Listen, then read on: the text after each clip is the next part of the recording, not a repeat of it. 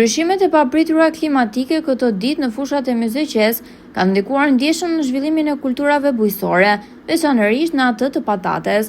Sipas monitorimeve nga specialistët e ekstensionit pranë Areb Lushnje, temperaturat e ulta të regjistruara në fillim të prillit kanë shkaktuar dëmtime të lehta dhe të mesme në disa zona bujqësore si Babunj, Gur, Kamenic, Kryekuq, Zhanec, Mis, Xeng dhe Divjak. Rënja e menjëhershme e temperaturave dhe shfaqja e brymës më datë 7-8 prill konsiderohen të pazakonta për këtë periudhë të vitit.